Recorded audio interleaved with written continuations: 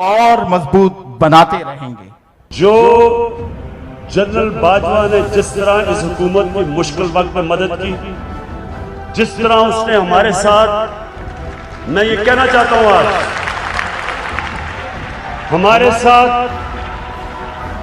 अभी कराची में मदद की, जब बारिश, जो हमारे साथ कोरोना के अंदर पूरी तरह मदद की, जो हमारे पास जब एक मुल्क में पैसा नहीं था, 2 साल पाकिस्तान की फौज ने असल में अपने डिफेंस एक्सपेंडिचर पे काट लिया, क्योंकि उनको फिक्र थी कि पाकिस्तान के पास पैसा नहीं है।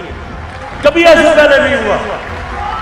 हर जगह सारी मेरी फॉरेन पॉलिसी को आज पाकिस्तान की फौज और जनरल बाजवा हमारे साथ खड़े रहे हैं। ये थे जनाब इमरान खान जो साबिक वज़ीर आज़म पाकिस्तान है, उनके जनरल बाजवा आर्मी चीफ के मुतालिक ख्यालात, और इसी तरह माजी में भी जो वज़ीर आज़म रहे हैं इसी तरह पाक फौज का शुक्रिया अदा करते रहे।